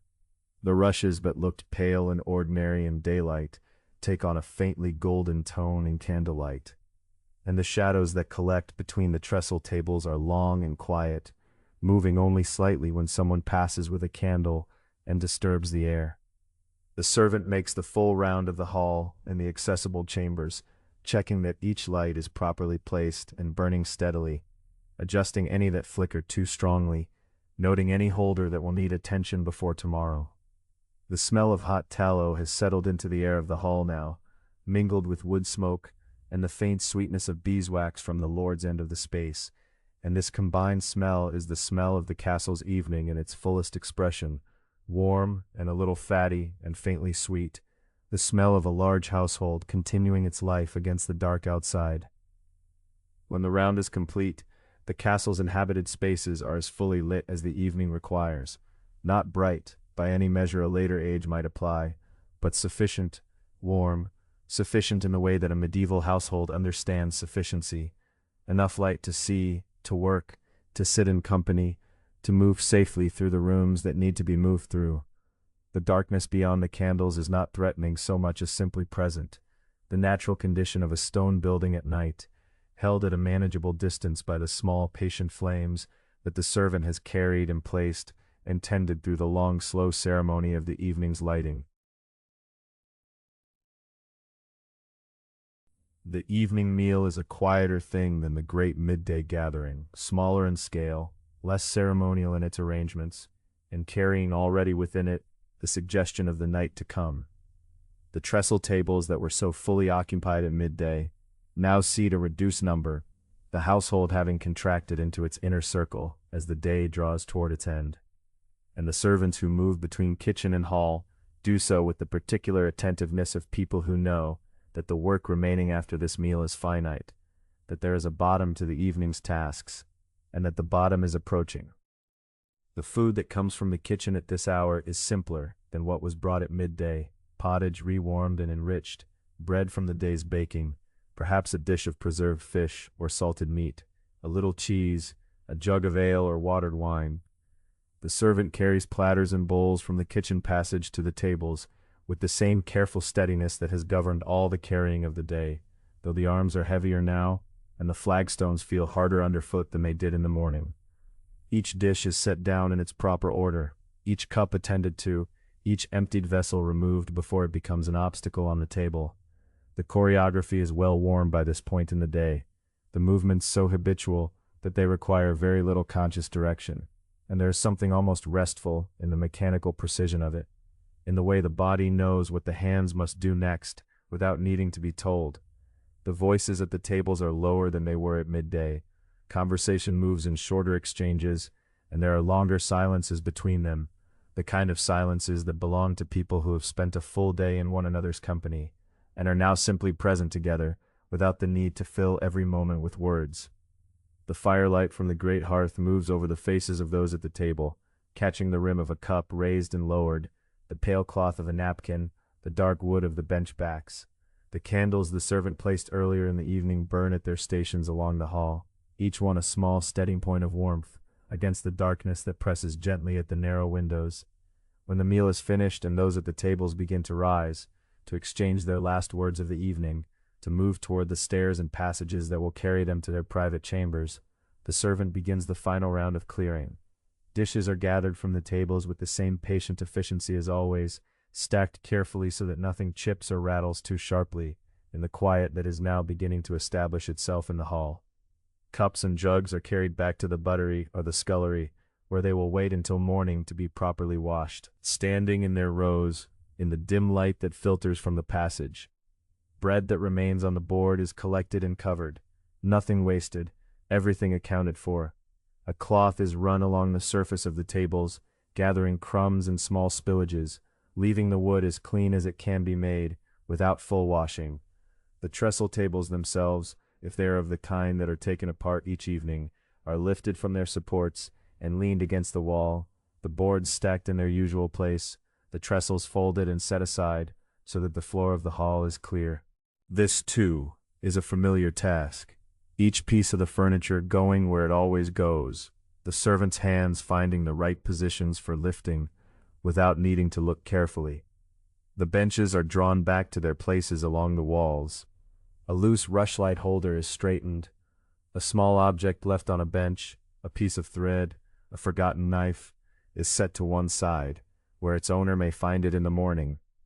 The banking of the hearth fire is perhaps the most deliberate of all the evening's final tasks. The fire that was built up earlier in the evening has burned down now into a deep bed of orange coals, and the servant approaches it with a long-handled iron tool, carefully drawing the coals together toward the center of the hearth, and then covering them with a thick layer of ash, raked in from the edges. This ash is the insulation that will hold the fire's heat through the night, not extinguishing the coals, but muffling them, preserving a deep, slow ember that will still be alive and coxiable in the early hours when the servant returns to tend it. The process requires patience and a certain care because the ash must be distributed evenly enough to hold the heat without smothering it entirely, and the servant works with slow, deliberate strokes, watching the glow beneath the gray surface dim to the faintest possible suggestion of red before being satisfied that the banking is correctly done. Over this, in some households, a curved iron cover called a curfew is placed, its name carrying within it the old instruction to cover the fire, to ensure that no stray spark travels through the night into the rushes or the wooden furnishings of the room. The candle stubs that have burned low through the evening are collected next. Any candle that has reached a height too short to be replaced in its holder for another evening is removed and set aside. These stubs are not discarded but gathered together because the remaining wax and tallow still has value, to be melted down and reused in the making of new candles. The servant moves from holder to holder with a small basket, pressing each stub free carefully so as not to tip wax onto the floor, checking which can be left for another night and which must be retired. A candle extinguisher, a small cone of tin, is pressed over each flame in turn, and the hall dims progressively as the candles go out one by one, until only the banked warmth of the hearth and perhaps a single remaining light remain to show the outlines of the room. The voices from the upper parts of the castle have faded now. Footsteps that moved across the stone floors above, the solid, unhurried tread of people making their way to bed, have grown fewer and then stopped. A door closes somewhere in the upper passages, with a sound that carries cleanly through the stone, and then is absorbed by it, leaving a silence that feels slightly more complete than the silence before. Another door, farther away, and then nothing. The castle is drawing into itself for the night, and the servant moving through the last of the hall's tending does so in a stillness that has weight to it, a settled, accumulated quiet that is different in character from the quiet of early morning. That was the quiet of potential, of the day not yet begun, while this is the quiet of completion, of a long arc of labor coming gently to its end. A final pass through the hall confirms that all is in order. The floor is clear, the tables stored or wiped, the fire banked, the candles collected and extinguished. The hall stands around the servant in its evening state, the stone walls cool just beyond the reach of the hearth's last warmth, the high ceiling lost in shadow, the long familiar space reduced to shapes and textures in the near dark. The servant pauses there for a moment, not in thought exactly, but in the simple animal recognition of a body that has worked steadily since before the first light of morning, and is now at last within reach of rest. The basket of candle stubs is carried to its proper place. The iron tool used at the hearth is leaned against the wall beside the chimney. The last small tasks are done as they always are, neither hurried nor lingered over, with the same quiet thoroughness that has governed the whole of the day's work. And then the servant turns away from the hall. The servant moves through the last of the castle's dim passages with steps that have grown slower and heavier as the night has deepened, not from carelessness, but simply from the accumulated weight of a day measured out in countless small exertions. The body carries that weight differently at this hour, in the shoulders, in the soles of the feet, in a kind of pleasant heaviness behind the eyes that is not quite tiredness and not quite peace, but something of both together. The corridor is cool and very quiet, and the sound of each footfall on stone is softened by the nearness of sleep. The sleeping place is not far.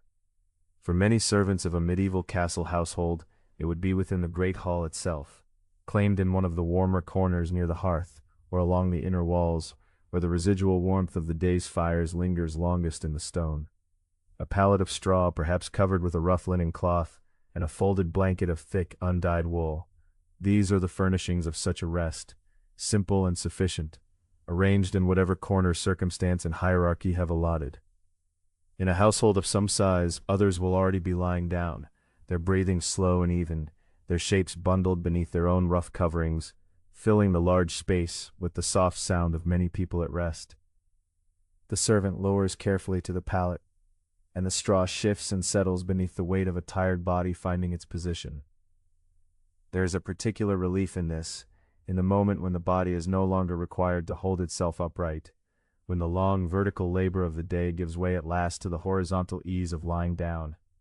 The wool blanket is drawn up and settled around the shoulders, tucking close against the neck, and the slight chill that clings even to the warmest indoor spaces of a stone castle is pushed back by the warmth that gathers quickly beneath the cloth.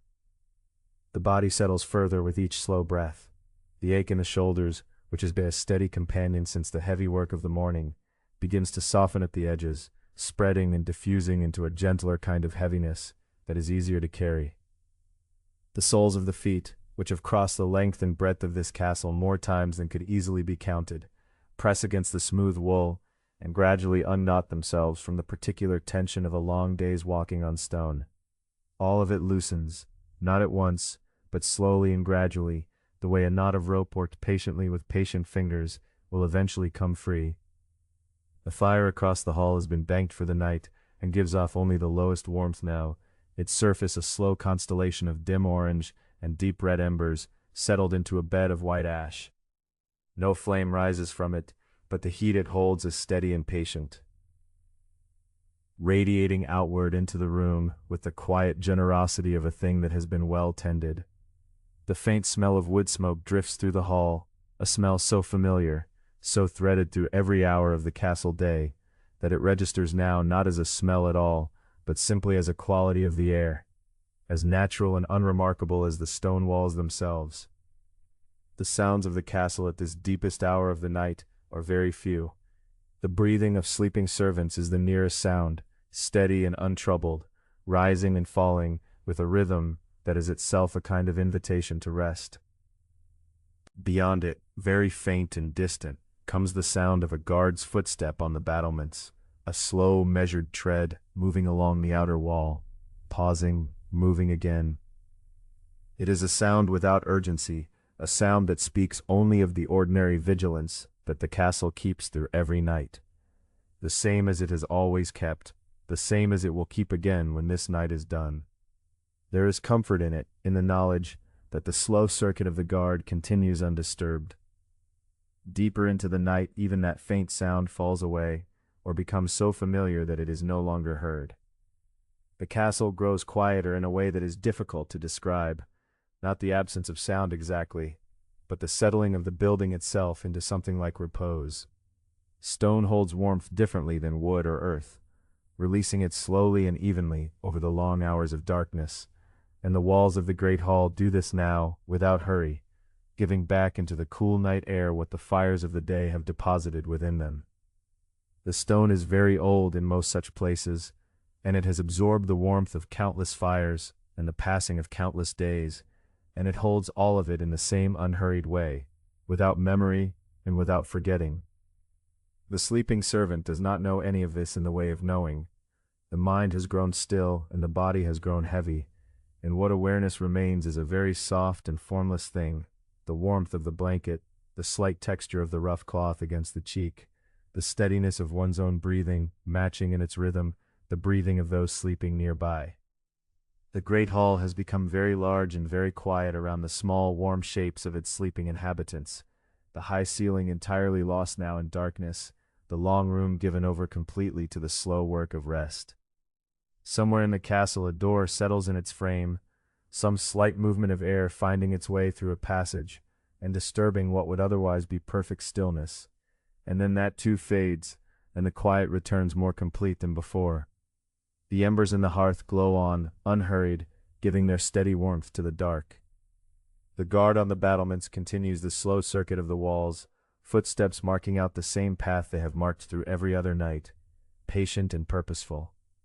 The stone of the walls holds the cold and the warmth in equal measure, as it always has, and so the castle rests, as fully as a building of stone and timber can be said to rest, its fires low, its halls quiet, its people sleeping in the corners and chambers that belong to them by the long habit of their days.